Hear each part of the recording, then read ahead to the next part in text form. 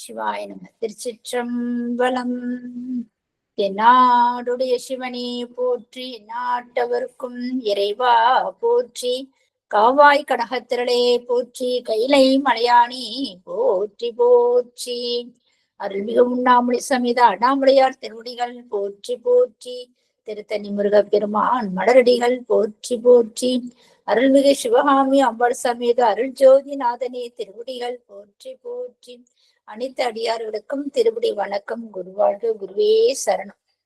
தெளிவு குருவின் திருமேனி காண்டல், தெளிவு குருவின் திருநாமம் செப்பல், தெளிவு குருவின் திருவார்த்தை கேட்டல், தெளிவு குரு ஒரு சிந்தித்தல் தானே, தெளிவு குரு ஒரு சிந்தித்தல் தானே. திருச்சிற்றம்பலம். சாருபத்தியமா விநாயகர் பாடல் பாடுங்க. பாடுறேன். பிடியதன் ஊரு உமை கொளமிகு கரியது, வடி கொடுத்தனதடி வழிபடும் அவரிடர், கடி கணபதி வர அருளினன் மிகு கொடை, வடிவினர் பயில் வலி வளமுறை இறையே. சிவா. திருச்சிற்றம்பலம்மா. சிவாய நம. கிரிஜம்மா நாலொரு துதி பாடுங்கம்மா. திருச்சிற்றம்பலம். ஊழியர்கோன் வெப்பொழித்த புகழியர்கோன் கழல் போற்றி, ஆழிமிசை கல்மிதப்பில் அணிந்த பிரான் அடி போற்றி, வாழி திரு நாவலூர் வன்தொண்டர் பதம் போற்றி, ஊழிமலி திருவாத ஊர திரு தாழ் போற்றி, தடியார் திருவடி. சிவாய நம. திருச்சிற்றம்பலம். சிவாய நம. அனைத்தடியார் திருவடி பணிக்கிறேன். திருச்சிற்றம்பலம். உண்மை விளக்கம் திருவடி வணக்கம். அனைத்தடியார்களுக்கும் திருவடி வணக்கம். உண்மை விளக்கம் 36 தத்துவத்தை பத்தி நம்ம தெரிஞ்சிட்டு இருக்கோம். அதுல ஆன்ம தத்துவம், வித்யா தத்துவம் அப்படின்னு சொல்லி சிவ தத்துவம் அப்படின்னு நம்ம ஒவ்வொன்றா செஞ்சுட்டு இருக்கோம். இன்னைக்கு அமர்வு வந்து 12வது அமர்வு. இன்னைக்கு பசு பத்தி எடுக்கிறதா இருக்கிறார் ஐயா. நல்ல அடியாரெல்லாம் ஐயாவே வருக வருக என்று வரவேற்கின்றோம். வாருங்கள் ஐயா. சிவாயன். ஐந்து கரத்தனை ஆனை முகத்தனை இந்தின் இளம்பரை போலும் எயிற்றனை, நந்தி மகன்தனை ஞான கொழுந்தினை புந்தியில் வைத்து அடி போற்றுகின்றேனே. சைவத்தின் மேற் சமயம் வேறு இல்லை, அதில் சார் சிவமாம் தெய்வத்தின் மேல் தெய்வம் இல்லெனும் நான்மறை, செம்பொருள் வாய்மை வைத்த சீர்திரு தேவாரமும் திருவாசகமும் உய்வை தரச் செய்த நால்வர் பொற்றாள் எம் உயிர் துணையே.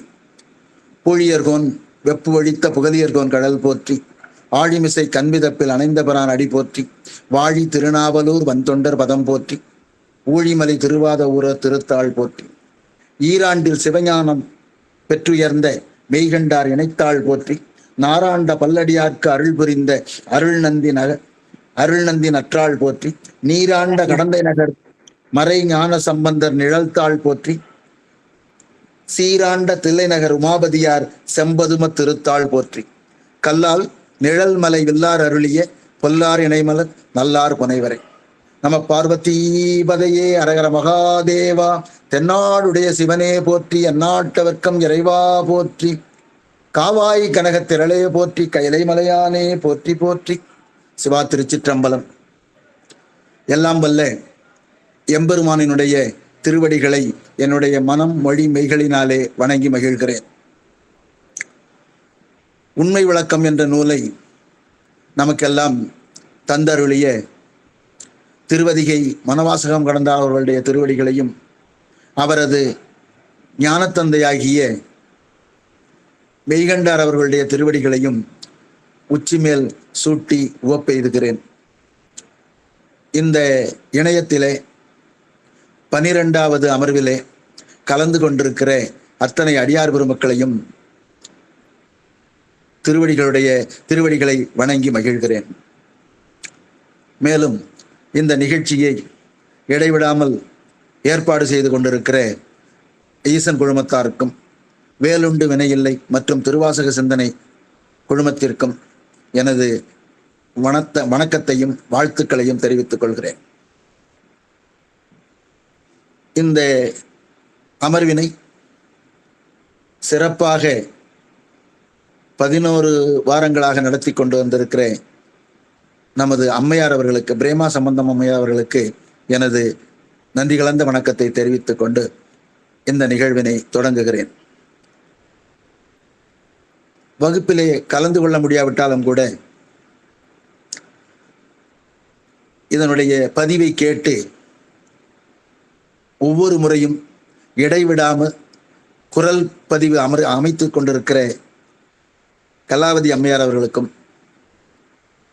குரல் பதிவை அருமையான முறையிலே அனுப்பி வைத்திருக்கிற சாருமதி அம்மா அவர்களையும், மற்றும் தன்னுடைய பேரனுடைய பிறந்தநாள் விழாவில் கலந்து கொண்டு அதோடு அந்த அனைத்து அடியார் பெருமக்களுடைய வாழ்த்துக்களையும் பெற்றுக்கொண்டிருக்கிற புவனேஸ்வரி அம்மா அவர்களையும், மற்றும் இங்கே இருக்கிற அத்தனை அடியார் பெருமக்களையும் திருவடிகளையும் வணங்கி மகிழ்கிறேன்.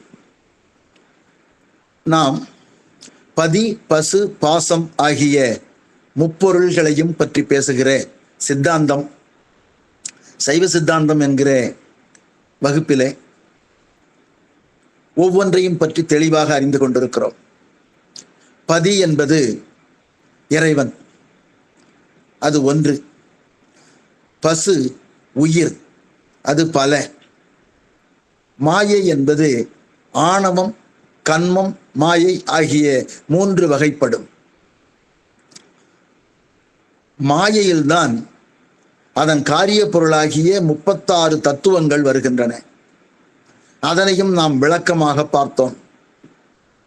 யாரேனும் 36 தத்துவங்கள் என்ன என்று கேட்டால் நமக்கு உடனே நினைவுக்கு வர வேண்டியது 5, 7, 24 என்கிற எண்கள். 5 என்பது சிவதத்துவங்களின் எண்ணிக்கை, 7 என்பது வித்யா தத்துவங்களின் எண்ணிக்கை, 24 என்பது ஆன்ம தத்துவங்களின் எண்ணிக்கை. நினைவுபடுத்துவதற்காக சொல்கிறேன்.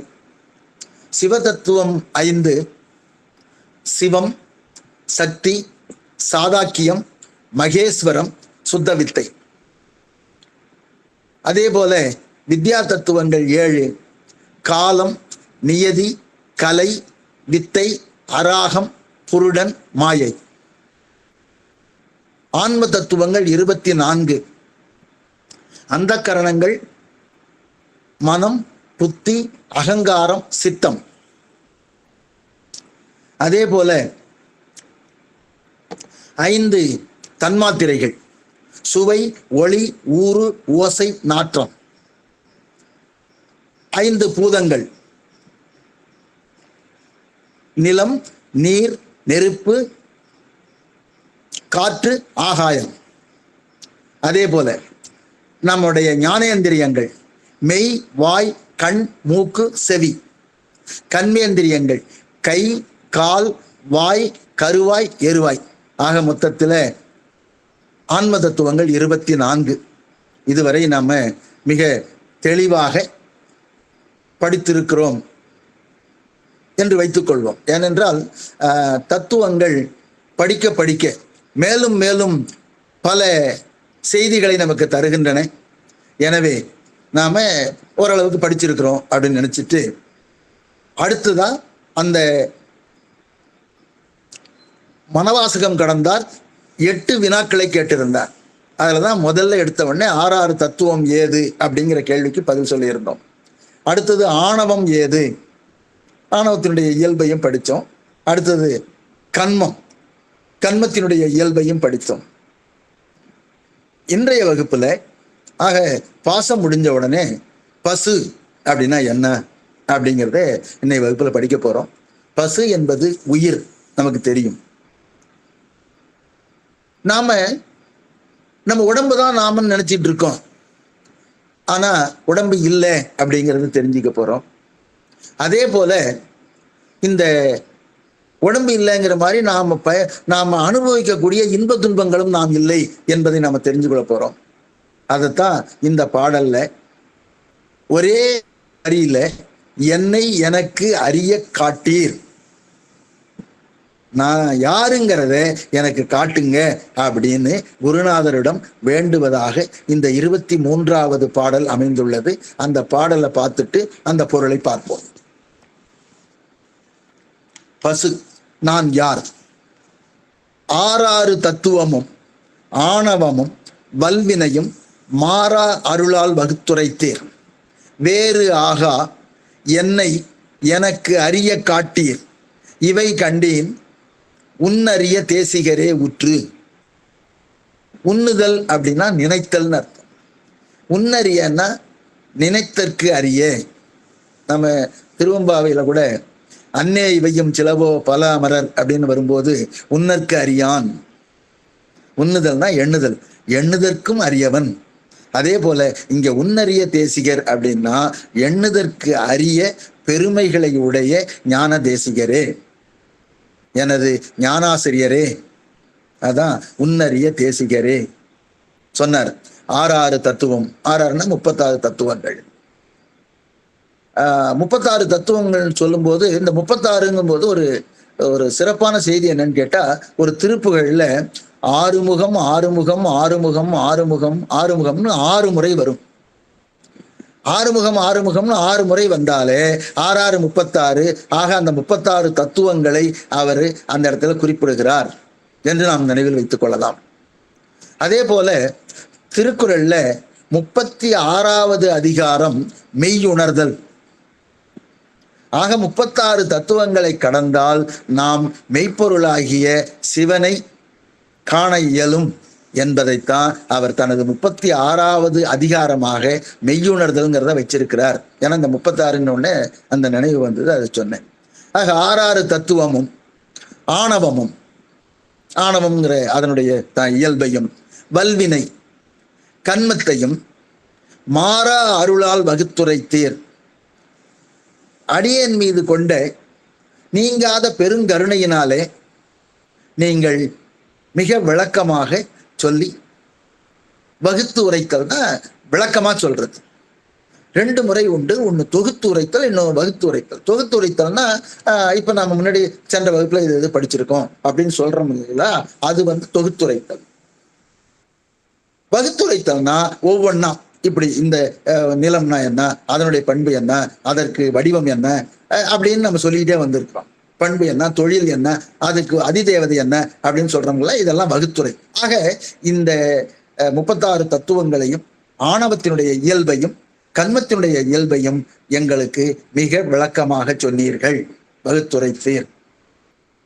வேறு ஆகா, இதிலிருந்து வேறுபடாமல் அதனுள்ளே அழுந்தி அதுவே நான் என்று நான் நினைத்து கொண்டிருக்கிறேன். அப்படிப்பட்ட என்னை எனக்கு அறிய காட்டீர், நான் யார் என்பதை எனக்கு தெளிவாக எடுத்துரையுங்கள் அப்படின்னு இவர் கேட்கிறார். அப்ப என்னை யார் என்று நமக்கு தெரியுதா அப்படிங்கிறது தான் அவருக்கு வினாக கேட்கிறார். இதே கேள்வியை நான் யார் அப்படின்னு ஒருத்தர் நம்ம கிட்ட கேட்டோம்னா நாம என்ன பண்ணுவோம், அவர் பேரை கேட்டு, அவர் ஊரை கேட்டு, அவங்க அப்பா பேரை கேட்டு இந்த ஊரை சேர்ந்த இவருடைய மகன் அப்படின்னு சொல்லிடுவோம். ஆனா ஞானாசிரியர் இல்லையா அவர் இவர் நம்ம உயிர்களை பற்றி கேட்கிறார் என்று உணர்ந்து கொள்கிறார். அப்ப அவருக்கு நான் யாருன்னு தெரியலையா? இப்ப நமக்கு யாருன்னு தெரியலையான்னு கேட்டா நிஜமா தெரியல. ஏன் தெரியலன்னு கேட்டா 36 தத்துவங்கள் தான் நாம் அப்படின்னு நினைச்சுக்கிட்டு இருக்கிறோம், அந்த தத்துவங்கள் இல்லை. சரி, நம்ம ஆணவ மலம் தான் நாம அப்படின்னு கேட்டா ஆணவமும் இல்லை, ஏன்னா அது உயிரை பற்றி இருக்கிறதுன்னு சொன்னோம். எனவே அது இல்லை. அப்ப நான் சரி கண்மம், நான் நல்வினை தீவினை செய்யறேன், அதன் வழியா இன்ப துன்பங்கள் நமக்கு கிடைக்கிறது, அந்த இன்ப துன்பங்கள் தான் நானான்னு கேட்டா அதுவும் இல்லை. ஆனா இதெல்லாம் இல்லாம இருக்கிறத நான் தெரியாம ஆகியவை எனக்கு உரியன அல்ல என்பதை உணர்ந்து கொள்ளாமல் அவற்றையே என்னுடைய இயல்பாக நான் நினைத்துக் கொண்டிருக்கிறேன். எனவே என்னை தெளிவுபடுத்தி நான் யார் என்று எனக்கு அருள வேண்டும், காட்ட வேண்டும். என்னுடைய பசு என்று சொல்லப்படுகிற என்னுடைய உயிரின் இயல்பை எனக்கு காட்டுங்கள் அப்படின்னு அவர் தன்னுடைய ஞானாசிரியரை பார்த்து கேட்கிறார். இதற்கு இவர் என்ன பண்றாரு, 3 பாடல்கள்ல பதில் சொல்றார். உயிரினுடைய இயல்பை சொல்லக்கூடிய பாடல்கள் தான் 24, 25, 26வது பாடல்கள். அந்த பாடல்களை பார்க்கறதுக்கு முன்னாடி நாம 2 செய்தியை தெரிஞ்சுக்கணும். ஒண்ணு சித்து பொருள். சித்து பொருள்னா அறிவுடைய பொருள். அறிவுடைய பொருள் நமக்கு என்னன்னு தெரியும். முற்றறிவுடைய சிவபெருமான், சிவன். இது சித்து பொருள். இன்னொன்னு அசித்து பொருள். அது என்ன அசித்து பொருள்னா அறிவற்றது, ஜடப்பொருள். இந்த உலக பொருள்கள் எல்லாமே அறிவற்றது தான். நாம பார்த்தோம் இல்லைங்களா, இந்த தத்துவங்கள் அது எல்லாமே அறிவற்றது தான். தனு, கரண, புவன, போகம். தனுனா உடம்பு, கரணம்னா கருவிகள், புவனம்னா இந்த உலகம், போகம்னா நம்ம அனுபவிக்கிறது. இவை அனைத்துமே சடப்பொருள்கள், அறிவற்றவை. இப்ப நம்ம ஒரு கேள்வியை கேட்டு பார்ப்போம். அந்த சித்து பொருளால அல்லது இறைவனால சடப்பொருளுக்கு ஏதாவது உண்டா? அதுக்கு தெரியுமாத இவர் தான் சிவன், இவர் தான் கடவுள் அப்படின்னு அந்த அசத்து பொருள்களுக்கு தெரியுமானா அவற்றிற்கு தெரியாது. அதனால பலனும் இல்லை அவருக்கு. அசத்து பொருள்களுக்கு சத்து பொருளால எந்தவித பலனும் இல்லை. ஆக அது அனுபவிக்கும், அனுபவிக்காது, பலனும் இல்லை, சித்து பொருளை பத்தி தெரியாது. இப்போ இங்க வருவோம். சித்து பொருளுக்கு அசத்து பொருளை பத்தி தெரியுமா அப்படின்னு கேட்டா இல்ல, அசத்து பொருளால ஆக வேண்டிய காரியம் உண்டா அப்படின்னு கேட்டா இந்த சடப்பொருள்களால சித்துக்கு எந்த விதமான காரியமும் ஆக வேண்டியது இல்லை. சரி, இதுதான் அப்படின்னு அது சுட்டி அறியுமான்னு கேட்டா சுட்டியும் அறியாது. இது அனுபவிக்குமா அந்த அசத்து பொருள்னு கேட்டா அனுபவிக்குமோ அனுபவிக்காது. அப்ப சித்து பொருள்னு ஒரு பொருள், அசித்து பொருள்னு ஒரு பொருள். சித்து பொருள் அறிவு பொருள், முற்றறிவுடைய பொருள். அசித்து பொருள் அறிவற்ற பொருள், சடப்பொருள். சடப்பொருளால சித்து பொருளுக்கு பயனில்லை, சித்த பொருளால சடப்பொருளுக்கு பயனில்லை. அப்ப இந்த 2 பயனில்லாத பொருள்களும் ஏன் இருக்கின்றன? அந்த கேள்வி வருது இல்லையா? அப்ப இதுக்கு நடுவுல இந்த 2ஐயும் அனுபவிக்கக்கூடிய, உணர்ந்து அறிந்து அனுபவிக்கக்கூடிய ஒரு அறிவு பொருள் உண்டு. அந்த அறிவு பொருள் தான் உயிர். ஐயா மன்னிக்கணும் ஐயா. சொல்லுங்கம்மா. அப்ப சித்து பொருள்னா இறைவன் தானுங்க ஐயா? ஆமா ஆமா. அசத்து பொருள்னா நம்ம உயிர்கள்னு வச்சுக்கலாங்களா? நம்ம உயிர்கள் கிடையாது. நம்ம மேஜை, நாற்காலி, நம்ம கருவிகள், நம்ம கண், காது, மூக்கு, செவி, இந்த மாதிரி இருக்கிற 36 தத்துவமும் அசத்து பொருள். உலகத்துல இருக்க அத்தனை பொருள்களுமே அசத்து பொருள் தான். உயிர் எதுக்கு சேராது இல்லைங்களா? உயிர் என்னாச்சுன்னா, அதான் இப்ப சொல்றேன். இப்ப இது 2மே இல்லாம இது அறிவுடைய பொருள், இது சிற்றறிவுடைய பொருள். இது என்ன பண்ணும்? இப்ப நம்ம 2ம் இதுக்கு அதனால பலன் இல்லை, அதுக்கு இதனால பலன் இல்லைன்னு சொன்னோம் இல்லைங்களா? ஆனா இந்த உயிர் என்ன பண்ணும்? அசத்து பொருளையும் அறிந்து அனுபவிக்கும். சரியான காலம் வரும்போது சித்து பொருளையும் அறிந்து அனுபவிக்கும். இதுக்கு சதசத்துன்னு பேரு. நம்ம பாருங்க, இறைவன் அந்த அசத்து பொருள்களை சுட்டி அறிய மாட்டாரு, அனுபவிக்க மாட்டாங்க. ஆனா உயிரானது இறைவனையும் அறிந்து அனுபவிக்கும், இந்த அசத்து பொருளையும் அனுபவிக்கும். சரிங்களாம்மா? ஒண்ணும் பதிலே காணுமே. சரிங்கம்மா சரிங்கம்மா, நான் மேல போறேன். வணக்கங்க ஐயா. அனைத்து அடியார்களையும் வணங்கிக்கிறேங்க. வணக்கம்மா வணக்கம். சிவாயனம். அப்போ எனவே சத்து பொருள், அசத்து பொருள்னு 2 பொருள் பார்த்தோம்.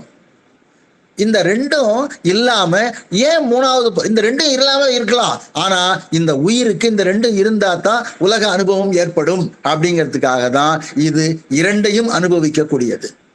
சரிங்களா? இந்த அடிப்படையோட இந்த பாடலை பார்ப்போம். நன்றா உரைக்க கேள், நல்ல சித்தின் முன் அசித்து இங்கு ஒன்றாது. நல்ல சித்துனா தூய அறிவு பொருளாகிய சிவபெருமான். அசித்து அப்படின்னு கேட்டா உலக பொருள்கள். அப்ப இறைவன் முன்னாடி அசித்து பொருள்கள் அல்லது உலக பொருள்கள் விளங்கி தோன்றாது. உதாரணமா ஒரு ஒளி இருக்கு, ஒளியை இறைவன் வச்சுக்கிடுவோம், அது முன்னாடி இருளானது நிற்காது. ஒளியையும் இருளையும் ஒரே இடத்துல காட்டுனா காட்ட முடியாது, ஒளி வந்ததுன்னா இருள் போயிடும். எனவே ஒளி முன் இருளானது விளங்கி தோன்றாது. அதுதான் சொல்றாரு, நல்ல சித்தின் முன் அசித்து இங்கு ஒன்றாது. ஒன்றாதுன்னா ஒன்றி இருக்காது, எதிர்பட்டு விளங்கி நிற்காது. சரி, சித்து அசித்தை ஓராது. இது தன்னுடைய விளங்கி நிக்கலையே, இந்த உலக பொருள்களை சித்தாவது சுட்டி அறியுமா அப்படின்னு கேட்டா அதுவும் சுட்டி அறியாது, அதில் தோய்ந்து நுகராது, அதை அனுபவிக்கவும் அனுபவிக்காது. இப்ப உதாரணமா நம்ம பெருமானுக்கு தேங்காய் வாழைப்பழம்லாம் எடுத்துன்னு போறோம். அவர் இது தேங்காய், இது வாழைப்பழம், இதை கொண்டு வந்தார் அப்படின்னு அவர் சுட்டி அறிய மாட்டார், அந்த பொருளை சுட்டி அறியவே மாட்டார். காரணம் என்னன்னு கேட்டா எல்லா பொருள்களும் அவர் உள்ளே அடங்கி இருக்கின்றன. எனவே ஒவ்வொன்றாக ஒரே அளவாக அவர்கள் அறிவாரே தவிர ஒவ்வொன்றையும் சுட்டி அறியக்கூடிய திறன் சித்து இல்லை. எனவே சித்து அசித்தை ஓராது. ஓறுதல் என்றால் ஆராய்தல். அதுக்கு உரையாசிரியர் சுட்டி அறியாது, அவற்றில் தோய்ந்து நுகராது, அதை அனுபவிக்காது. அனுபவிக்காதுன்னா இப்ப நம்ம உலக இயல்புல சொல்லணும்னா இப்ப வாழைப்பழம் இருக்கு, அந்த வாழைப்பழத்தை சாப்பிட மாட்டார் அப்படி வச்சுக்கோமே. அப்ப சித்து அசித்தை ஓராது, அனுபவிக்க மாட்டார். சரி, இது ரெண்டுமே இல்லைங்கும் போது மூன்றாவதா ஒரு பொருள் இருக்கு. அந்த பொருள் தான் அனாதியே அன்றே. அன்றேனா எப்படி பதி என்றைக்கு தோன்றுச்சோ, பாசம் எப்படி தோன்றுச்சோ அன்னைக்கே, ஆதி அற்ற காலத்திலிருந்தே இவற்றை அறிவில் பொருள்களாகிய இவற்றோடு, அதாவது அசத்து பொருள்களோடு வேற்றுமையின்றி கூடி நின்று. இது என்ன பண்ணுது, அசத்து பொருளோட ஒன்னா இருக்கு. இப்ப ஆணவம் அசத்து பொருள், உலகத்தில் இருக்க அத்தனை பொருளும் அசத்து பொருள்னு சொன்னோம், இதை கூட இணைஞ்சிருக்கு. ஒன்றாக கூடி நின்று, வேற்றுமையின்றி கூடி நின்று, நான் வேற அது வேறன்னு தெரியாம ஒன்றா சேர்ந்து இருக்கிறோம். அப்படி சேர்ந்து இருந்ததுன்னா அவற்றை, அதான் சொல்றார், இவற்றை அன்றே பகுத்து அறிவது ஆன்மாவே. அப்ப நாம எல்லோரும் நினைவில் கொள்ள வேண்டிய வார்த்தை வாசகம், பகுத்து அறிவது ஆன்மாவே. என்ன பகுத்து அறிகிறது? இது அறிவுள்ள பொருள், இது அறிவற்ற பொருள். இந்த அறிவற்ற பொருள் நமக்கு உடையது அல்ல. நாம ஆணவ மதத்தின் வயற்பட்டு இதிலேயே கலந்து அதாகவே மாறிவிட்டோம். ஆக அதிலிருந்து நாம் இறைவனுடைய திருவருளால் வெளியே வர வேண்டும், வெளியே இந்த பதியோடு சேர வேண்டும் அப்படின்னு அறிவு உடையதாக எந்த உயிர் இருக்கிறதோ அதுதான் உயிர். பகுத்தறிவு உடையதாக இருக்கிறதோ அந்த பகுத்தறிவு உடையதுதான் ஆன்மா. ஆக நம்ம உயிருக்கு பகுத்தறிவுன்னு ஒண்ணு இருக்கு. அந்த பகுத்தறிவு என்ன பண்ணுது, இது அறிவுடைய பொருள், சித்து பொருள், இது அறிவற்ற பொருள், இது அசித்து பொருள். நாம ஆணவ மதத்தின் வயல்பட்டு இதே நாம தான் அப்படின்னு நம்முடைய இயல்பு பூரா இந்த அசித்து பொருளுடைய இயல்பாகவே நமக்கு மாறிவிட்டது. ஆக நம்ம பகுத்தறிவை பயன்படுத்தி இறைவனுடைய திருவருளால் வெளியே வர முயற்சிக்கிறோம். முயற்சி செய்து இறைவனை அடையும். அப்படி இறைவனை அடையக்கூடிய பகுத்தறிவு உடையது எதுவோ அதுதான் ஆன்மா. அதுதான் உயிர். எனவே ஒரே வரியில் அடிச்சிட்டார், அன்றே பகுத்து அறிவது ஆன்மாவே. அப்ப பகுத்து அறிவு அப்படின்னு சில பேர் இப்ப வெவ்வேறு விதமா சொல்லுவாங்க. சில பேர் இல்லவே இல்லை, அதுதான் பகுத்தறிவு அப்படிம்பாங்க. ஆனால் சித்தாந்தம் படிச்சவங்களுக்கு தான் தெரியும், உண்மையான பகுத்தறிவுன்னா அறிவுடைய பொருள் எது, அறிவற்ற பொருள் எது, நாம் அறிவற்ற பொருளோடு பலகாலம் கலந்து அதனுடைய இயல்பாகவே மாறி இருக்கிறோம். அது நம்முடையது அல்ல. அதிலிருந்து வெளியே வந்து பேரறிவுடைய முற்றறிவுடைய பெருமானுடன் கலத்தல் அப்படிங்கிற அறிவு உடையதுதான். இதுதான் பகுத்தறிவு. சில பேர் என்ன பண்ணாங்க, நல்லது எது கெட்டது எதுன்னு நம்ம பிரிச்சு அறியறது தான் பகுத்தறிவுன்னு சொல்லுவாங்க. அதுவும் ஏற்புடையது அல்ல. ஏன்னு கேட்டா ஒருத்தருக்கு நல்லதா தெரியும், அதே இன்னொருத்தருக்கு கெட்டதா தெரியும். அதுக்கு எடுத்துக்காட்டு சொல்லணும்னா, இப்ப மழை பெய்யுதுன்னு வச்சுங்களேன், ஒரு மழையை நம்பி விதை விதைத்திருக்கிறாருன்னா அவருக்கு ரொம்ப நல்லது. அதே ஒருத்தர் இப்ப மார்கழி மாசங்கிறதுனால கோலமாவு விற்க போறாருன்னு வச்சுங்களேன், அவர் மழையில நனைஞ்சாருன்னா அந்த கோலமாவு விற்காது. எனவே ஒன்று நன்றாக தெரிவது மற்றொருவருக்கு தீங்காக தெரிகிறது. எனவே நல்லது எது கெட்டது எது என்பது பகுத்தறிவு அல்ல. பாரதியார் கூட சொல்லுவார், தன்னை அறிந்து இன்பமுற வெண்ணிலாவே தந்திரம் நீ சொல்ல வேண்டும் வெண்ணிலாவேன்னு சொல்லுவார். ஆக தன்னை அறிவதுதான் உண்மையான பகுத்தறிவு. அது என்ன தந்திரம் கேட்டா, சித்தாந்தம் படிக்கணும். சித்தாந்தம் படிச்சோம்னா பகுத்தறிவுனா என்னன்னு தெரியும், தன்னை அறியும். எனவே பகுத்து அறிவது ஆன்மாவே என்று சொல்லுவதிலிருந்து நாம் பகுத்தறிவுடைய உயிர்கள், அதுதான் இதுல சொல்லி இருக்கிறார். ஐயா சொல்லுங்கம்மா. ஐயா ஆன்மா அறிவித்தால் தான் அறியும் அப்படின்னு சொல்றாங்க இல்லைங்கய்யா. அறிவித்தால் தான் அறியும். எதை சார்ந்து இருக்குதோ அந்த அறிவு தான் வரும். ஒரு பொருளோட அதாவது நாம எதனுடன் சார்ந்து இருக்கிறோம், நாம அறிவற்ற பொருளோடு சேர்ந்து இருக்கிறோம். அப்ப நமக்கு அறிவு வர்றதுக்கு வாய்ப்பே இல்லை. அதனாலதான் இறைவனுடைய திருவருளால் நம்ம அறிவு பெறுகிறோம்னு சொன்னேன். நம்ம உண்மையிலேயே இயற்கையில் அறிவுடைய உயிரானது இயற்கையிலேயே அறிவுடையது. அந்த அறிவுடையதை நமக்கு அதுக்காக தான் அந்த அறிகருவிகள் மூலமாக பெறுகிறோம். அப்ப அறிகருவிகள் வழியாக நம்ம அறிவை பெறுகிறோம். ஆனா அது சடப்பொருள். இப்ப அதை நம்ம இப்ப அடுத்ததா சொல்லிட்டு வரப்போறோம். எனவே அது அத அறிவிக்க அறியும் அறிவு. ஆனால் இப்ப நம்ம அந்த தத்துவங்களோட கூடி இருக்கிறதுனால சொல்லுங்க ஐயா, சொல்லுங்க.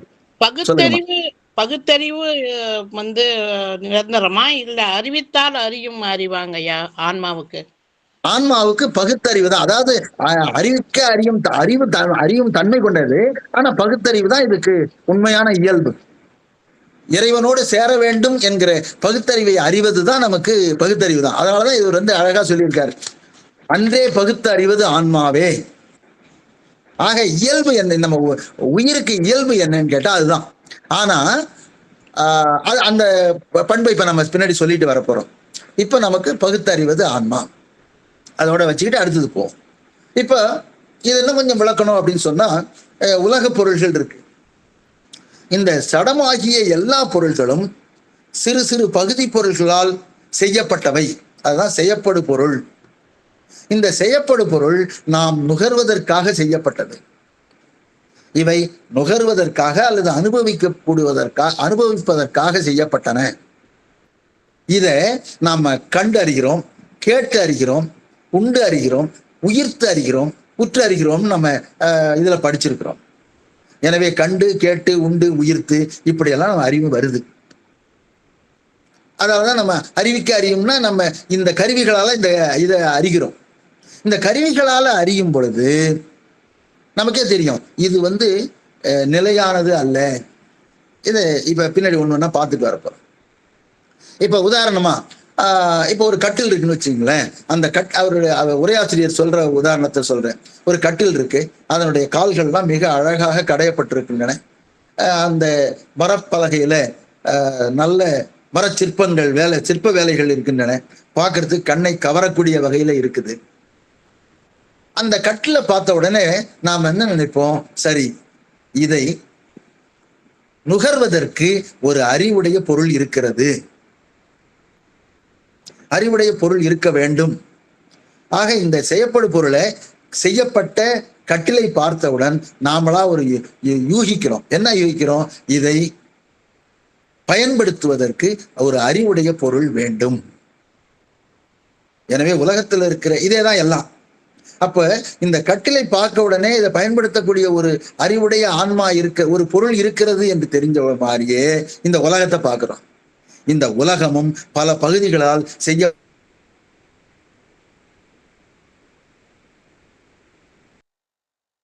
ஒரு செய்யப்படும் பொருள். இதை நுகர்வதற்கு, இதை அறிந்து முற்றறிவுடைய சிவன், இன்னொன்னு சிற்றறிவுடைய ஆன்மா. நாம முன்னரே பார்த்தோம், முற்றறிவுடைய சிவம் இதை அறிந்து அனுபவிக்காதுன்னு சொல்லிட்டோம். எனவே இந்த உலகத்தில் உள்ள பொருள்கள் அனைத்தையும் அறிந்து அனுபவிக்கக்கூடிய ஒரே ஒரு பொருள் நம்ம உயிர், ஆன்மா. இப்படி அவர் என்ன பண்றாரு, பதி பாசமாகிய இரண்டும் ஒன்றுக்கொன்று அறிவு பெறாமல் இருப்பதனால, இவை அவற்றாலோ அவை இவற்றாலோ பயனில்லை என்பதனால இவை இரண்டையும் பயன்படுத்தக்கூடிய ஒரு உயிருள்ள பொருள் நாம தான். அதுதான் ஆன்மா அப்படின்னு சொல்றோம். சரி, ஏன் இறைவன் அதை பார்க்கல, அனுபவிக்கலன்னு கேட்டா, ஒன்றை அறிவதானால் அதுக்கு முன்னாடி நிக்கணும். நமக்கு முன்னாடி ஒரு பொருள் இருக்கு, அப்பதான் அதை பார்த்துட்டு ஓ இந்த பொருளா அப்படின்னு நம்ம தெரிஞ்சுக்கிறோம். அந்த பொருள் நமக்கு அறிவிக்கிறது. நாம தொடுறோம், இது புத்தகம், இதுல ஒரு பக்கம் இருக்கு, இந்த பக்கத்தில் எழுத்து உள்ளது அப்படின்னு அது நமக்கு அறிவிக்கிறது. அப்படி அறிவிக்க நாம அறிகிறோம். அது மாதிரி காது நமக்கு அறிவிக்கிறது. இந்த ஓசை, இது ஒரு யாழினுடைய ஓசை இருக்கிறது, இல்ல நல்ல திரைப்பட பாடல் இருக்கிறது அப்படின்னு அறிவிக்குது. இப்படி ஒவ்வொன்றாக நமக்கு அறிவிக்கிறதுனாலதான் அறிவு வருகிறது. ஆனால் அந்த அறிவுங்கிறது சடப்பொருள்களால் ஏற்பட்ட அறிவு. எனவே இந்த சடப்பொருள்களையும் அனுபவிக்கிறது, அதை உணர்ந்து அறிவிக்கிறது. அப்ப சுட்டி அறிதலும் அதை அனுபவித்தலும் ஆன்மாவுக்குத்தான் இருக்கிறது. அதனாலதான் முன்னாடியே சொன்னேன், இதுக்கு பேரு சதசத்து. இறைவனை பொறுத்த அளவில் முற்றும் ஒன்றாக அறிந்து நிற்பானே அன்றி இது இன்னது என்று தனித்தனியாக சுட்டி அறிய வேண்டிய அவசியம் அவருக்கு இல்லை. எல்லாவற்றையும் அறிந்தாங்கு நிற்பார். ஆனா ஒவ்வொன்னா என்னன்னு தெரியாது. இப்ப உதாரணமா ஒரு பெருமானுக்கு வெள்ளியில ஒரு கவசம் போடுறோம், இல்ல தங்க கவசம் போடுறோம். இது வெள்ளி கவசம், இது தங்க கவசம் அப்படின்னு அவர் பிரித்து உணர்ந்து அறிய மாட்டார். சரி, அதை அனுபவிப்பாங்களான்னு கேட்டா அனுபவிக்க மாட்டார். அது மாதிரி வெள்ளி கவசத்துக்கு நாம பெருமான் மீது இருக்கிறோம் அப்படிங்கிற அறிவு இருக்குமானா அதுவும் இருக்காது. ஏன்னா இது சடப்பொருள். எனவே இந்த இரண்டுமே அவங்கள பொறுத்தளவுக்கு பயனில்லாததுனால இங்க ஆன்மான்னு ஒண்ணு வருது, பசு நடுவில் இருக்கு. அதனாலதான் பதி பசு பாசம். அப்ப பசு என்ன பண்ணுது, பாசத்தினோடு இப்பொழுது சேர்ந்து இருக்கிறது. அதற்கு முக்கிய காரணம் ஆணவமலம்.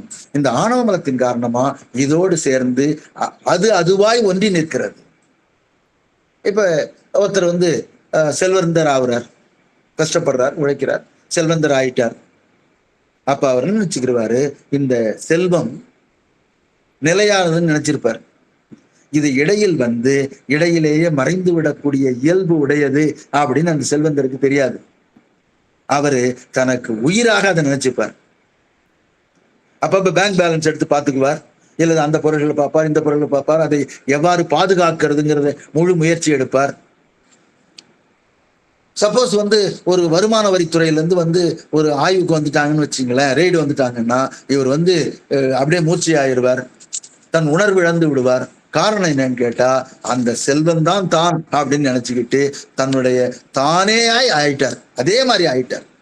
அந்த மாதிரி ஆனதுனால தான் நாம் என்ன சொல்றோம், செல்வத்தோடு ஒன்றி நின்ற அந்த காரணத்தினாலே தான் அச்செல்வம் போனதும் அவர் உணர்விழந்த நிலையை அடைகிறார். இவ்வாறு அசத்தாகிய உலக பொருள்களோடு ஒன்றி அவையே தானாய் நிற்கிறது. இப்ப அம்மா கேட்டாங்கல்ல, அதுக்கு பதில் சொல்றேன். ஒருத்தருடைய தன்மை எப்படி அப்படின்னு தெரிஞ்சுக்கணும்னா அவருடைய இயற்கை குணம் என்னன்னு தெரிஞ்சுக்கணும். சிலது செயற்கையா அப்புறம் சேர்ந்து இருக்கும்.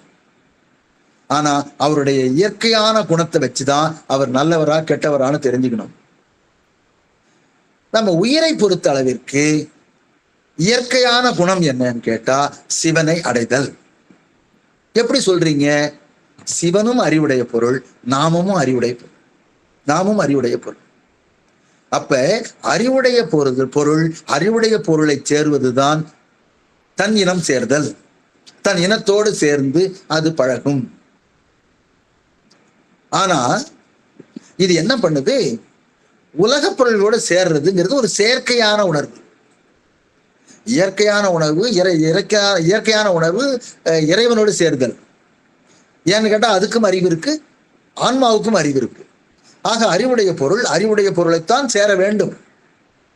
ஆனா ஆணவம் இருளை தருவதனால, அறிவை மறைக்கிறதுனால இது அறிவற்றது போல் நினைந்து இந்த உலக பொருள்களோடு இன்பம் காண்கிறது. இது செயற்கை. இந்த செயற்கைய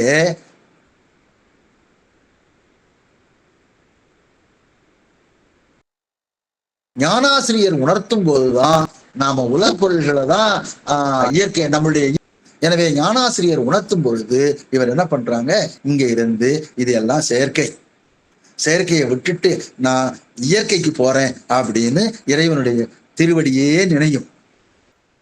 இதுக்கு ஒரு எடுத்துக்காட்டு சொல்லணும்னா சிலப்பதிகாரத்துல கோவலன் கண்ணகி தான் இயற்கை. மாதவி அப்புறம் சேர்ந்தவங்க, அது செயற்கை. அதனாலதான் இயற்கை இயல்பு தான் இருக்கும் என்பதனால கண்ணகி அமைதியாக இருந்தார்கள். அத இளங்கோவடிகள் சொல்லும்போது சொல்லுவார், விடுதல் அறியா விருப்பினன் ஆகி. விருப்பினன்னு சொன்னாலே போதும். விடுதல் அறியானா அவர் மனசு விட்டுட்டு போகணும்னு நினைக்குது, ஆனா அவர் விட்டுட்டு வர முடியல. அதுதான் விடுதல் அறியா விருப்பினன். ஆக இயற்கை என்பது அந்த உயிரிலேயே இருப்பது, செயற்கை என்பது அதனோடு சேருவது. ஆக செயற்கை நிலையானது அல்ல, இருக்கும். உரிய காலத்துல இந்த அசாம் நமது ஞானாசிரியர் உணர்த்துகிற பொழுது உணர்ந்து அந்த பக்குவத்தை அடைந்து சிவனோடு சேரும். அப்ப ஆக இதுவரை நம்ம சொன்னதுல இருந்து சுருக்கமா சொல்லணும்னு கேட்டா, அறிவுடைய பொருள் சித்து பொருள், அறிவற்ற பொருள் அசித்து பொருள்.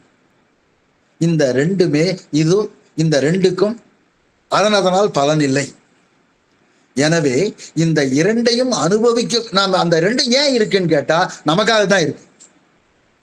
நமக்காக இருக்குன்னா நாம முதல்ல இந்த பொருளோட அசித்து பொருளோட இணைந்து ஆணவ மலத்தினால இன்ப துன்பங்களை அனுபவிக்கிறோம். அனுபவித்து உரிய காலம் வரும் பொழுது இந்த பகுத்தறிந்து இது அசித்து பொருள், இது நமக்குடையது அல்லன்னு சொல்லிட்டு வெளியில வர்றோம். இறைவனுடைய திருவருள், ஞானாசிரியருடைய உபதேசம், அப்ப இறைவனோடு சேர்ந்து அருளோடு இறைவனுடைய திருவருளின் காரணமாக இங்க சேர்றோம். அறிவுடைய பொருளாகிய நமக்கு அந்நியம்னா வேறுபட்டது, அனன்னியம்னா நம்ம உறவினர், நம்மோட இருக்கிறவர், அவரை நாம் உணர்ந்து கொள்கிறோம். அதுதான் இதுல சொல்லியிருக்காங்க. எனவே முதல்ல சொன்னது கட்டுநிலை. அசத்து பொருளோடு சேர்ந்து அதுவாய் மாறி இருப்பது கட்டுநிலை. இறைவனோடு சேர்ந்து நாம் சிவ அனுபவத்தை பெறுவது, சிவ அம்சத்தை பெறுவது வீட்டு நிலை. இதுதான் ஆன்மா. அப்ப ஆன்மா என்பது பகுத்தறிந்து சத்து பொருள் அசத்து பொருள். அசத்து பொருளோ நாம் இருந்திருக்கிறோம், அதன் இயல்பாகவே மாறி இருக்கிறோம். இப்பொழுது சித்து பொருளோடு சேர இருக்கிறோம். அப்படிங்கிறத பகுத்தறிந்து உணர்வது அப்படிங்கிறது ஆன்மா. உடனே நாம நினைக்கலாம், இந்த 36 தத்துவங்கள்ல புறக்கருவிகள் நமக்கு இருந்தது. அந்த கரணங்கள் அகக்கருவிகள் இருக்கின்றன, புறக்கருவிகள் ஞானேந்திரியங்கள் கண்மேந்திரியங்கள் இருந்தன. கண் காது முதலிய புறக்கருவிகள், மனம் புத்திங்கிற அகக்கருவிகள் தான் நமக்கு இருந்தது. இவையே உலக அறிவை நமக்கு தருகிறது. கண் பார்க்கிறது, காது கேட்கிறது, இப்படி ஒவ்வொரு பொறிகளும் அதற்குரிய வேலையை செய்கின்றன. மனம் பற்றுகிறது, புத்தி நிச்சயிக்கிறது. அப்ப இதுதான் உயிர்னு நினைக்கலாமா? ஏன்னா இதுதானே அந்த அறிவு வேலையை செய்யுது. அப்ப இதுதான் புத்தின்னு நினைக்கலாமா அப்படின்னு கேட்டா அது இல்லைங்கிறார். ஏன்? அப்ப இந்த தத்துவங்கள் ஆன்மா ஆகாதா அப்படின்னு கேட்டா ஆகாது. ஏன்னா அறியறது இது வழியா தான் அறிகிறோம், கண் வழியா அறிகிறோம், காது வழியா அறிகிறோம். அப்ப இதுதான் ஆன்மாவா? நீங்க முன்னாடி சொன்னீங்களே அறியறது தான், அறிந்து அனுபவிக்கணும்னு சொன்னீங்க அப்படின்னு சொன்னா இது அப்படி கிடையாது. அந்த தத்துவங்கள் ஆன்மா அல்ல, உயிர் அல்ல. அதுக்குதான் இந்த 25வது பாட்டை சொல்றார்.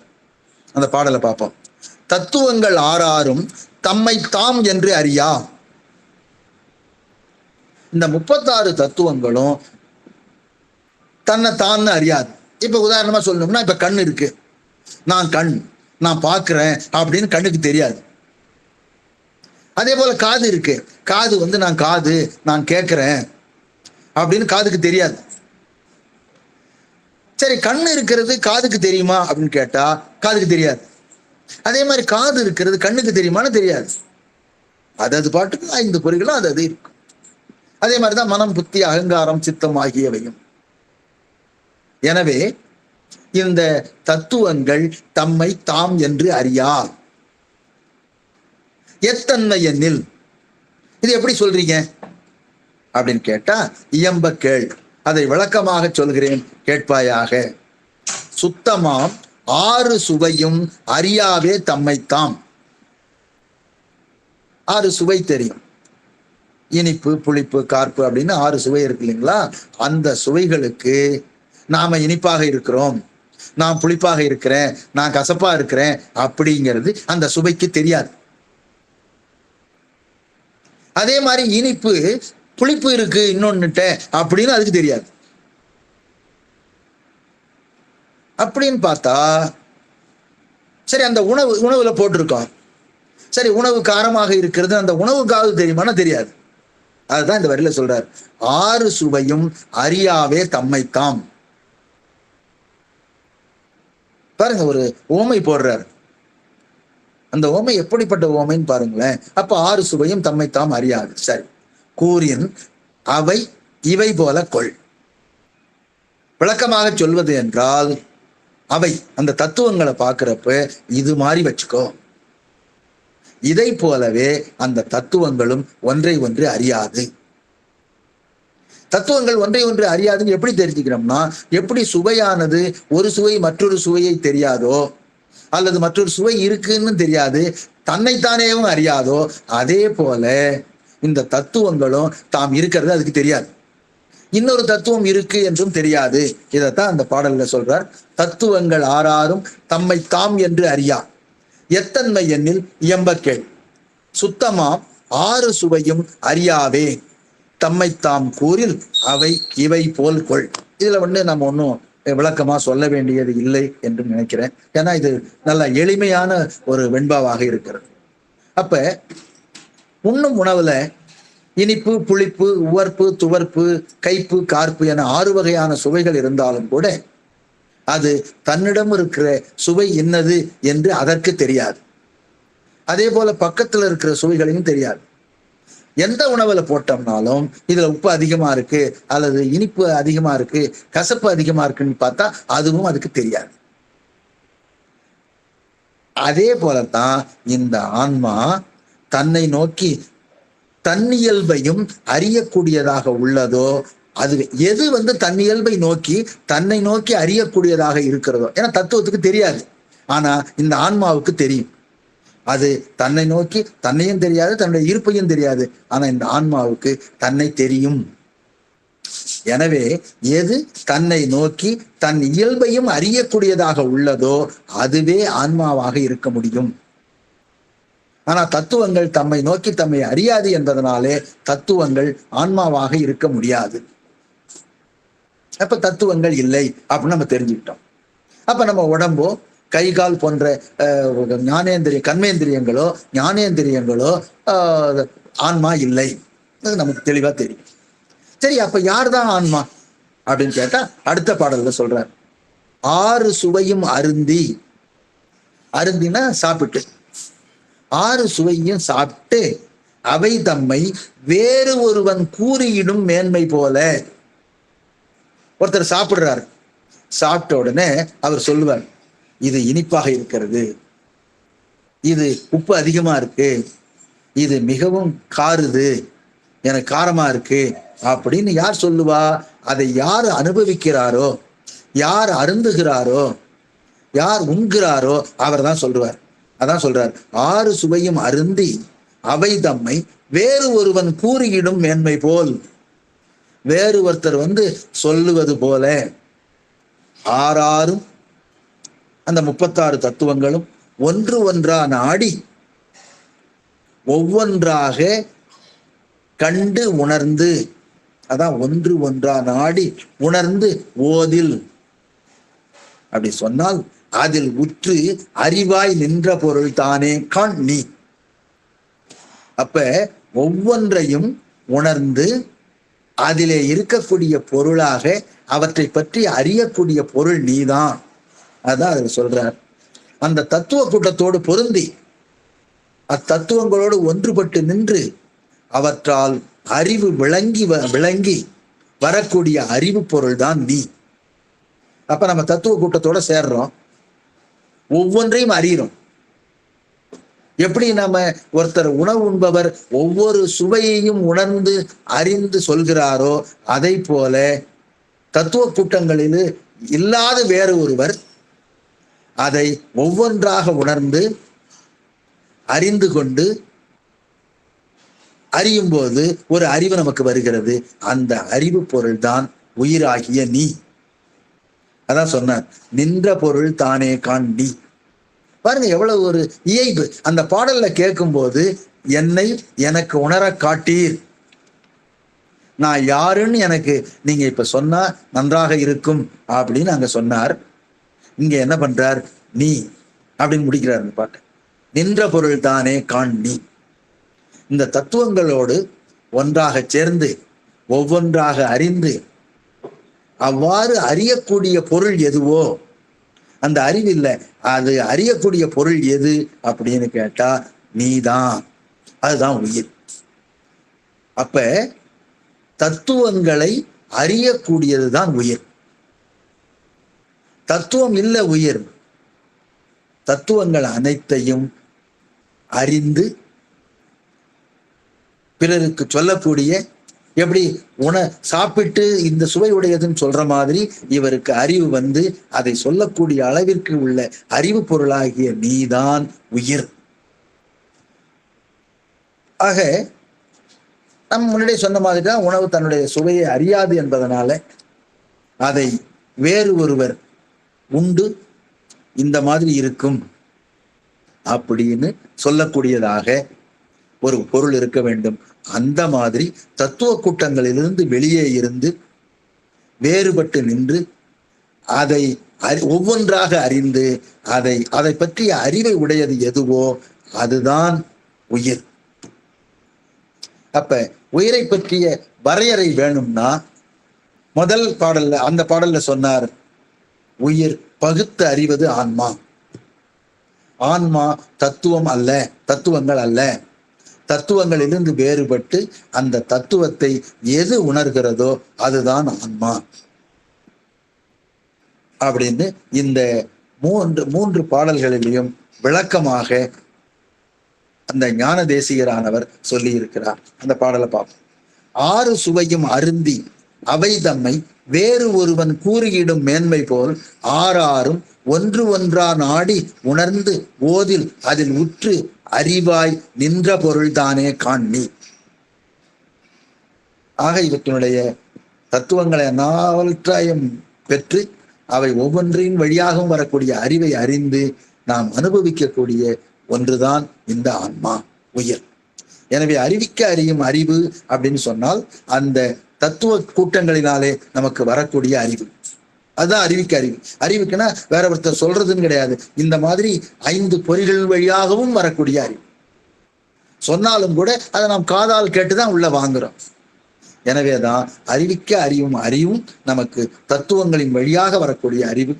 எனவே இந்த உயிரானது சித்து பொருள் அசத்து பொருள் என்று அசித்து பொருள் என்ற இரண்டு பொருள்களுக்கு இடையே இருந்து இரண்டையும் அனுபவிக்கக்கூடிய, அறிந்து அனுபவிக்கக்கூடிய தகுதி வாய்ந்த ஒன்று எது என்று கேட்டால் அது ஆன்மா. நமக்கே கொஞ்சம் நம்ம அப்பர் பெருமான் சொன்ன மாதிரி இருமாந்து இருப்பன்கொலோமம். ஏன்னா நாம அந்த இரண்டையும் அனுபவிக்கிறோம். அசத்து பொருள் அனுபவிக்காது. அது மாதிரி சத்து பொருளாகிய பெருமானும் அனுபவிக்க மாட்டார். பட் இந்த இரண்டையும் அனுபவிக்கக்கூடிய தன்மை நமக்கு இருக்கிறது. எனவே இருமாந்து இருப்பன்களோன்னா நாம இப்படிப்பட்ட ஒரு சித்தாந்தத்தை படித்து பதி பசு பாசம் என்கிற உணர்விலே இப்ப நம்ம பசுவை பற்றி இந்த அமர்விலே சிந்தித்தோம். அடுத்த அமர்வுல நாம என்ன பண்ண போறோம்? பதியை பற்றி சிந்திக்க இருக்கிறோம். பதியை பற்றி என்ன சிந்தனை அப்படின்னு கேட்டா, இறைவன் நமக்கு எப்படி அருள் பாலிக்கிறான் அப்படின்னு சொல்ல போறோம். ஒன்றாய் வேறாய் உடனாய் இறைவன் நின்று நமக்கு அருள் பாலிக்கிறான். அதைதான் நம்ம அடுத்த அமர்வுல ஒவ்வொன்றாக சிந்திக்க போகிறோம். இப்ப ஒன்றாய்னா என்ன அப்படின்னு கேட்டா, இறைவன் நம்மோடு ஒன்றாக இருக்கிறான். வேறாய்னா வேறுபட்டு இருக்கிறான். உடனாயினா நாம் செய்யும் காரியங்களுக்கு உடனாக இருக்கிறான். நாம படிக்கக்கூடிய விஷயங்கள் எல்லாம் கண்ணால் பார்க்க முடியாதவை. பதி பசு பாசம் இந்த மூன்றுமே நம்ம கண்களால் பார்க்க இயலாதவை. ஆனா உணர்வினால் உணர்ந்து கொள்ளக்கூடியவை. இப்ப ஆணவம் சொல்றோம், கண்மம் சொல்றோம், மனம் புத்தியா என்னென்னோ சொல்றோம். அவ்வளவுமே நம்ம கண்ணால் காண முடியாது. ஆனால் இந்த ஞானாசிரியர்கள் அவற்றிற்கு ஒரு உவமையை சொல்லி இருக்கிறார்கள். ஒவ்வொன்றுக்கும் ஒவ்வொரு உவமை. அந்த உவமையை நம்ம உணர்ந்து கொண்டோமே ஆனால் இறைவனினுடைய திருவருளை நினைந்து நினைந்து உருகலாம். அப்படி ஒவ்வொன்றுக்கும் ஒண்ணு. இப்ப முதல்ல பல ஞானிகள் என்ன சொன்னாங்க, ஒரு பொண்ணு இருக்கு, ஒரு கட்டியா பொண்ணு இருக்கு. அந்த பொண்ணை பாதியா கட் பண்ணி பாதியை வச்சிட்டோம், மீதி பாதி எடுத்து நகை செய்யறோம். வளையலாவோ மோதிரமாவோ நெக்லஸாவோ செய்யறாங்க. இந்த ரெண்டையும் வச்சு இது என்னன்னு கேட்டா அதை பொண்ணுன்னு சொல்லிடுவாங்க. இதை பொண்ணுன்னு சொல்ல மாட்டாங்க, இது மோதிரம் நெக்லஸ் அப்படின்னு பேர் சொல்லுவாங்க. ஆனா இரண்டும் ஒன்றுதான். அதிலிருந்து அது செய்யப்பட்டது.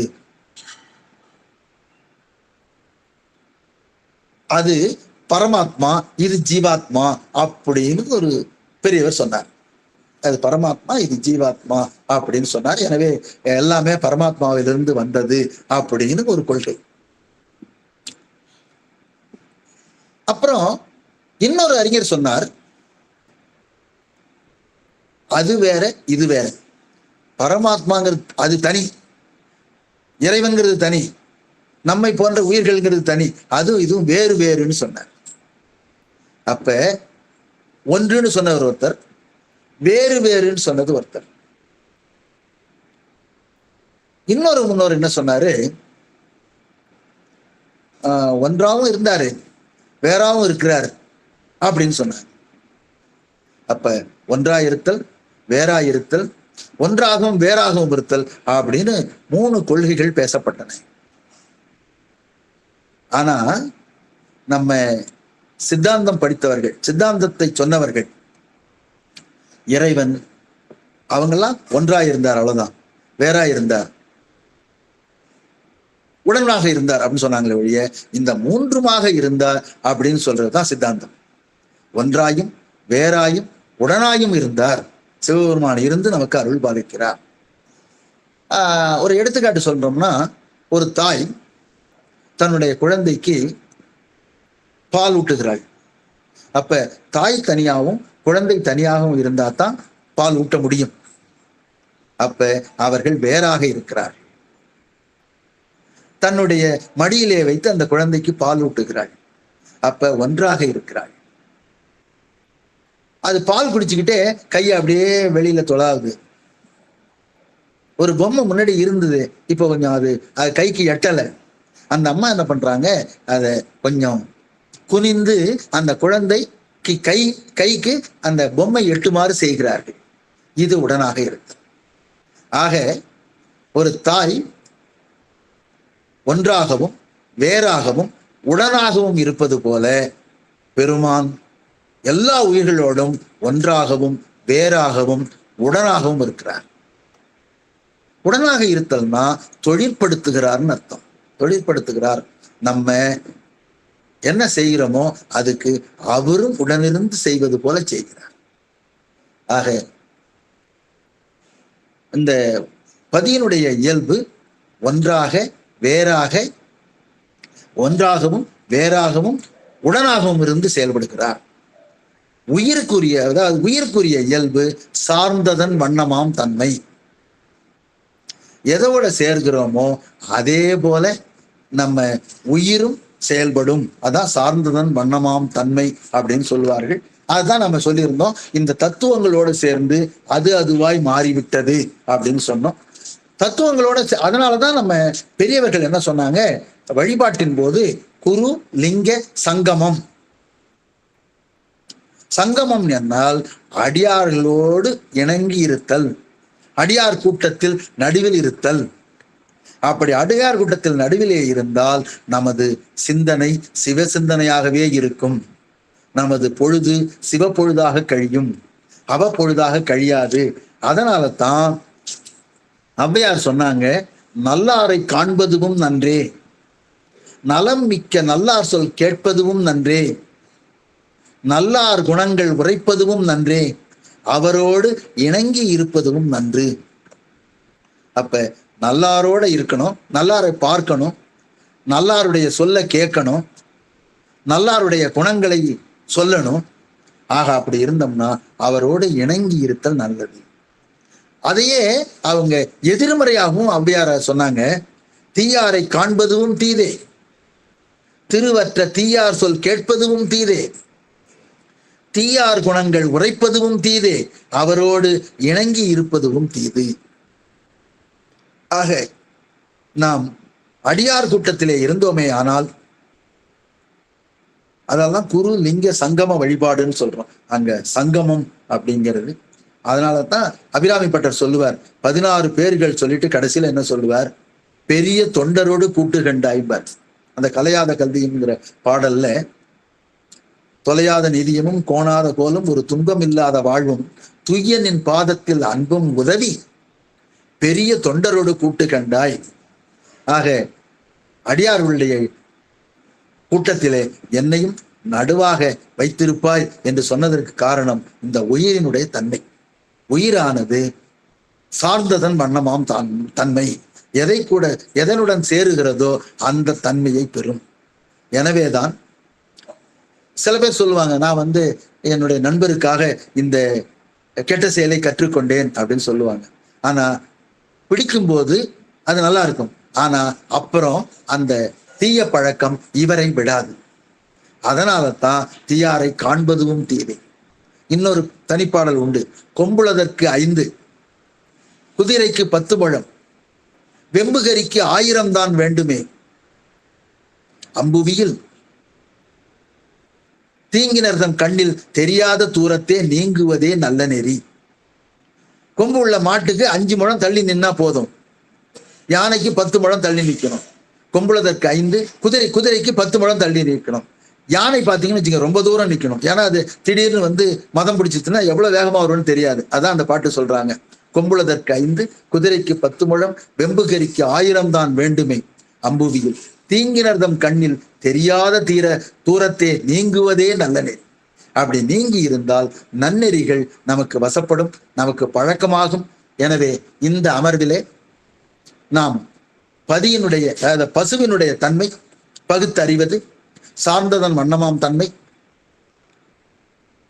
கூடவே வந்து தத்துவங்கள் அல்ல, தத்துவங்களையும் அறிந்து கொள்ளக்கூடிய தன்மை, அறிந்து அனுபவிக்கக்கூடிய தன்மை உயிருக்கு உண்டு. எனவே தத்துவங்களால் தான் இது அறிந்து கொள்கிறது. அதுதான் நாம அறிவிக்க அறியும் அறிவு என்று சொல்கிறோம் என்று கூறி இந்த அமர்வினை கண்டும் கேட்டும் இருக்கிற அத்தனை அடியார் பெருமக்களுடைய திருவடிகளையும் மீண்டும் ஒரு முறை வணங்கி விடைபெறுகிறேன். நன்றி, வணக்கம். ஏதேனும் சந்தேகம் இருந்தால் கேளுங்கள், தெளிவிக்கிறேன். சிவாய சண்முகவல்லியமா பேசுங்க. ரொம்ப அருமையா இருந்ததுயா, ரொம்ப புரிஞ்சுது, ரொம்ப அருமையா இருந்தது.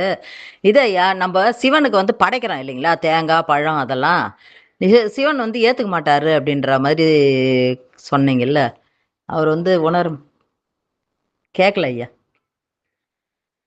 எடுத்துட்டு பேசுங்க ஐயா. இல்ல, அவர் வந்து ஏத்துக்க மாட்டாருன்னு சொல்லல, அவர் அனுபவிக்க மாட்டார். அனுபவித்தல்னா இப்ப நம்ம வாழைப்பழம் சாப்பிடுறோம், அந்த சுவையை நம்ம அனுபவிக்கிறோம் இல்ல அப்படின்னு, அந்த மாதிரி அனுபவிக்க மாட்டார். அவர் வந்து அனுபவத்துக்கு உட்பட மாட்டார்.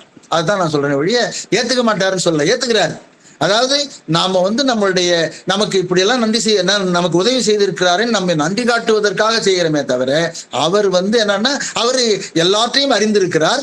அவர்கிட்ட நாம நினைச்சோம்னா இப்ப அவர்கிட்ட இல்லாத தேங்காய் வாழைப்பழமா நாம கொண்டு கொடுக்குறோம். ஆக அவருக்கு அந்த அனுபவம் என்பது இல்லை. அதோடு ஆழ்ந்து அதுல தோய்ந்து அனுபவிக்க மாட்டார்னு சொல்றோம். இப்ப நாம தோய்ந்து அனுபவிக்கிறோம் அப்படின்னு சொன்னா, ஒன்றை சாப்பிடுகிறோம்னா பக்கத்துல என்ன நடக்குதுன்னு தெரியாம அதிலே தோய்ந்து சாப்பிடுவோம். ஆனா அவர் அப்படி கிடையாது, அந்த அனுபவம் அவருக்கு இல்லைன்னு சொல்லியிருக்கு. சரிங்களாமா? நன்றி ஐயா, நன்றி ஐயா. நன்றி. அருமை அருமைங்கய்யா. இதுல என்னன்னா, நம்ம ஏதோ இப்ப நம்ம பிறந்த நாள், நம்ம குழந்தைக்கு பிறந்த நாள், நம்ம பேரனுக்கு பிறந்த நாள் அப்படின்னு கோயிலுக்கு போய் அர்ச்சனை பண்றோம். வெத்தலை பாக்கு வாழ்ப்போம், தேங்காய் வச்சு அர்ச்சனை பண்றோம்.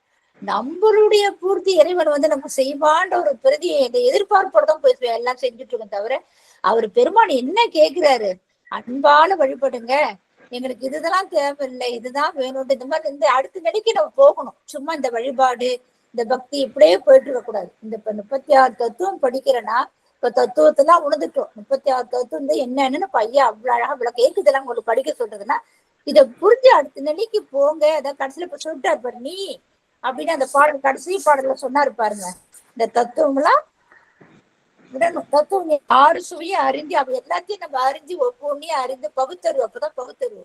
இப்ப நம்ம இவங்க கேட்டாங்க, விமலா தேவி கேட்டாங்க, என்னங்கய்யா ஆன்மா வந்து ஒண்ணு அறிவுத்தால் தான் அறிவுனாங்க. ஆமா, அறிவுத்தால் தான் அறியுது. அது அறிந்த பிற்பாடு அதை சிந்தனை செய்யணும் இல்ல.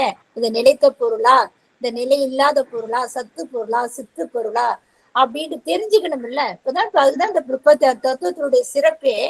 அப்ப நம்ம உணர்ந்து நம்ம என்ன செய்வோம், பக்தி மார்க்கத்துல அணுகத்துல பார்த்து வாழைப்பழம் பூவு இந்த மாதிரிலாம் வச்சுன்னு படிச்சுன்னு இருக்க போறோம்.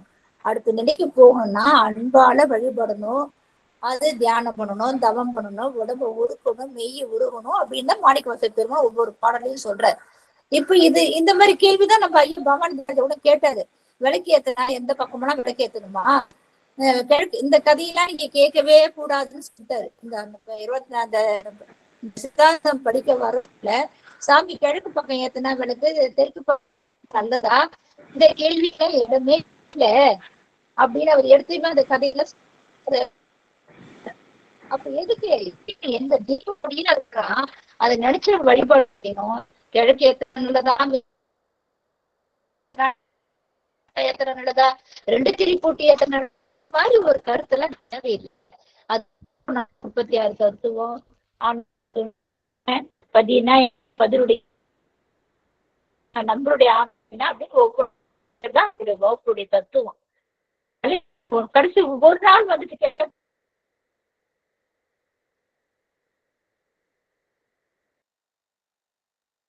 கேட்கல ஐயா நீங்க பேசுறது. சரியா கேட்கலம்மா, அவங்க சொல்லிட்டு விட்டு விட்டு கேக்குது கொஞ்சம். சொல்லுங்கம்மா. விட்டு விட்டு தான் கேக்குது. இப்ப கருத்தெல்லாம் அப்படிதான் உணரணும் நம்ம அப்படின்னு 36த்துக்கும் தெரியும்.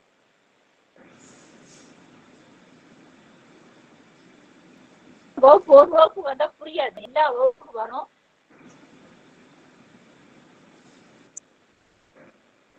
சொல்ற ஒவ்வொரு பேசணுமா? ஐயா திருவடி வணக்கம் ஐயா சிவாயினம். திருவடி வணக்கம் வணக்கம்.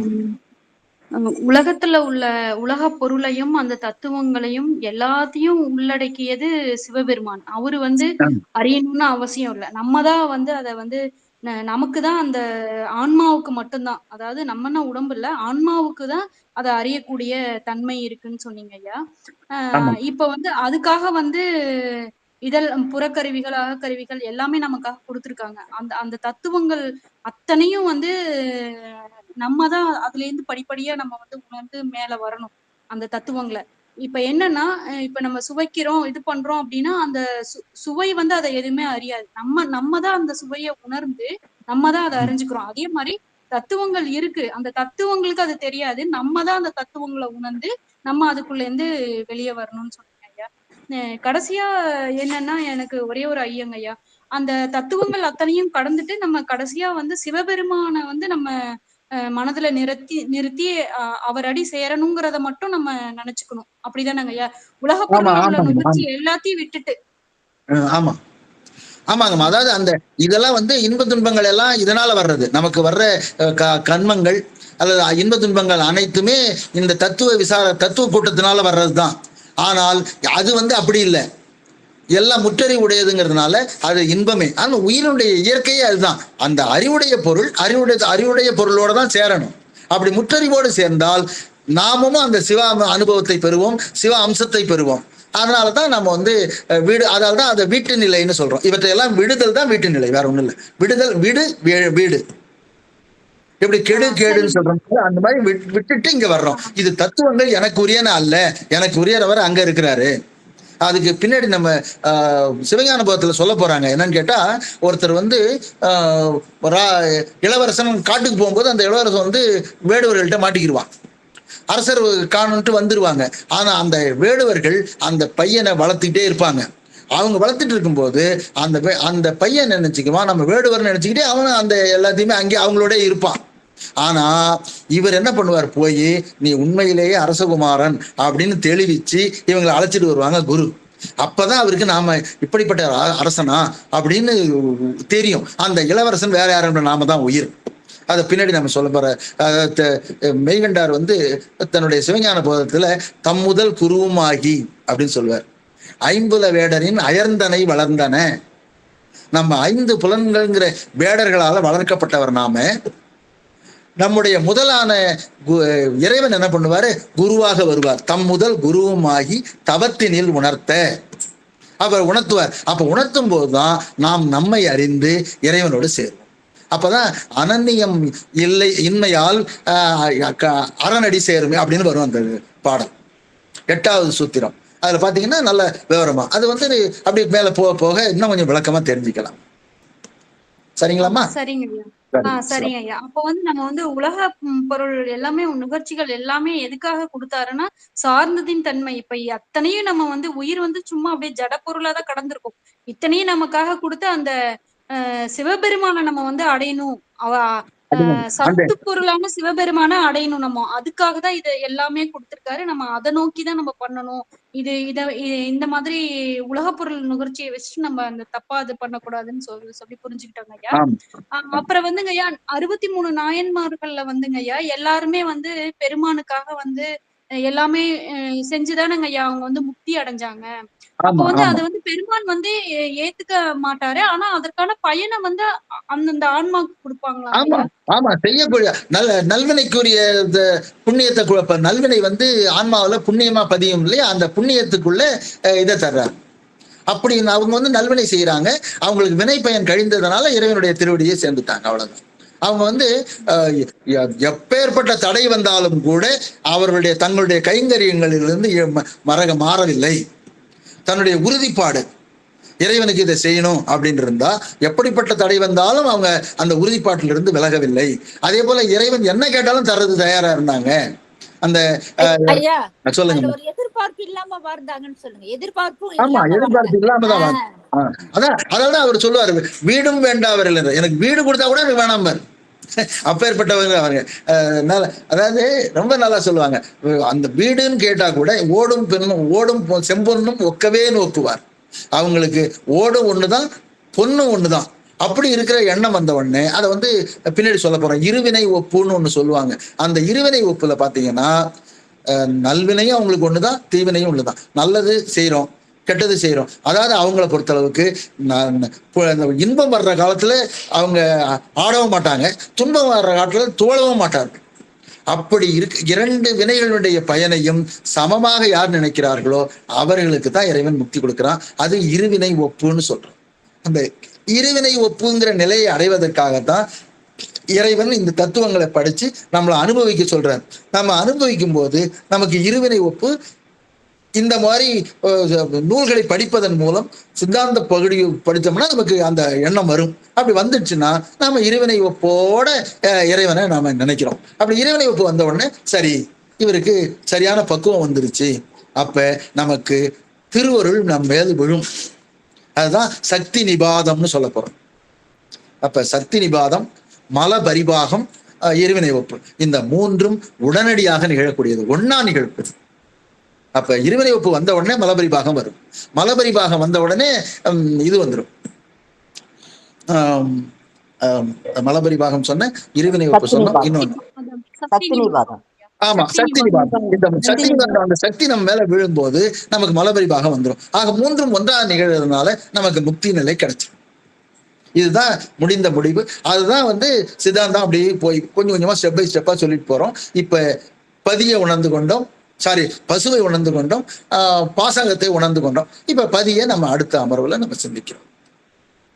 அதாங்கய்யா, இப்ப வந்து குழந்தை கறி கொடுத்ததாகட்டும், பூ அரும்போட பறிச்சுட்டு வந்து கொடுத்ததாகட்டும், மத்தது சந்தனை அழிச்சு கொடுத்த எல்லாமே வந்து அந்த உலக பொருள் நுகர்ச்சியை வச்சு பெருமான முன்னிறுத்தி பெருமான் தான் வேணும்னு அதுல இந்த பொருள்களை வச்சு பெருமான அடைஞ்சிருக்காங்க. அப்ப நம்மளும் வந்து இந்த 24 தத்துவங்களைய வச்சு நம்ம வந்து பெருமான முன்னிறுத்தி அவரு சிந்தனையாவே இருந்து அவரடி அடையணுங்கிறத வந்து நல்லா உணர்ந்துக்கிறோம். நல்லா இருக்கு, சிவாயனம் நல்லா உணர்ந்து இருக்கிறீங்கம்மா. அருமை அருமை சார்மதி. இந்த மாதிரிதான் உணரணும் எல்லாமே. சிவாய நம. அடுத்தவங்க யாரோ ஒருத்தவங்க பேசலாம்னா வாழ்த்து பாடல் பாடிடலாம்.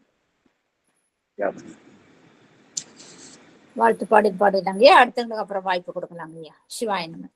வான்முகில் வழாது பெய்க மழை வளம் சுரக்க மன்னன் கோன்முறை அரசு செய்க குறைவிடாது உயிர்கள் வாழ்க நான்மறை அறங்கள் ஓங்க நல்தவம் வேள்வி மல்க மேன்மைக்குள் சைவ நீதி விளங்குக உலகம் எல்லாம் மேன்மைக்குள் சைவ நீதி விளங்குக உலகம் எல்லாம் ஆறிரு தடந்தோள் வாழ்க அருமுகம் வாழ்க வெற்பை கூறு செய் தனிவேல் வாழ்க கொக்குடம் வாழ்க செவ்வேல் ஏரிய மங்கை வாழ்க யாடி தன்னங்கு வாழ்க மாறிலா வள்ளி வாழ்க வாழ்க சீரடியார் எல்லாம் மாறிலா வள்ளி வாழ்க வாழ்க சீரடியார் எல்லாம் வாழ்க சீரடியார் எல்லாம். திருச்சிற்றம்பலம்.